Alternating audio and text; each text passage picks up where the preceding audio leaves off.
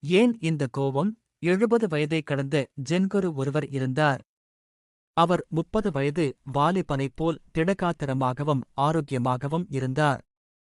ஒரு நோய் நொடி இல்லை, எந்த வேலையாக இருந்தாலும் சுறுசுறுப்பாகத்தானே செய்து கொள்வார். இயற்கையிலேயே அவருக்கு ஒரு கால் சற்று ஊனம். அதனால் சிறிது சாய்ந்து நடப்பார். ஆனாலும் அந்த ஊனத்தை எண்ணி அவர் கவலைப்பட்டதே கிடையாது. ஒரு நாள் தனக்கு தேவையான காய், கறி, பழங்கள் வாங்குவதற்காக ஒரு பையை எடுத்துக்கொண்டு கடைவீதிக்குச் சென்றார். அப்போது எங்கோ வேடிக்கை பார்த்தபடி வேகமாக வந்த ஒரு வாலிபன் அவர் மீது மோதிவிட்டான். தள்ளாடிய ஜென்குரு அப்படியே நின்றுவிட்டார். ஆனால் வாலிபன் நிலை தடுமாறி கீழே விழுந்துவிட்டான். அவன் கைகளிலும் முழங்காலிலும் சிறிது அடிபட்டுவிட்டது. அந்த வலியின் காரணமாக அவனுக்கு குருவின் மேல் கோபம் வந்தது. வேகமாக எழுந்து அவன், ஏ கிழவா, அறிவில்லையா உனக்கு? இப்படித்தான் வேகமாக வந்து என் மீது மோதுவது?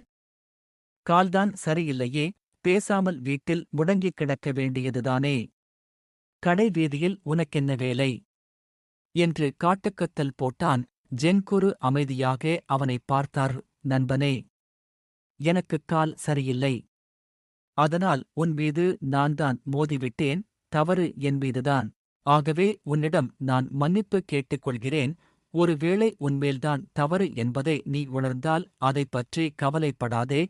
தொடர்ந்து அதையே நினைத்து உன்னை வருத்திக் கொள்ளாதே. அது உன் உடலைத்தான் கெடுக்கும். அது பெரிய துன்பத்தில் உன்னைக் கொண்டு போய்ச் சேர்க்கும் என்றார் ஜென்குரு அமைதியான குரலில். அவரது பேச்சு அவனை உலுக்கிவிட, ஐயா, மகானே, நீங்கள்தான் என்னை மன்னிக்க வேண்டும் என்று சொல்லியபடி அவரது கால்களில் விழுந்தான். புன்னகைத்த ஜென்குரு அந்த இடத்தை விட்டு அகன்றார். கோபமும் ஆத்திரமும் மனிதனை முட்டாளாக்கிவிடுகிறது. உடல் நலம் கெடுவதற்கும் இதுதான் காரணம். கோபத்தை குறைத்துக் கொள்வோம். வாழ்க்கை நல்லதாய் இருக்கும். நன்றி.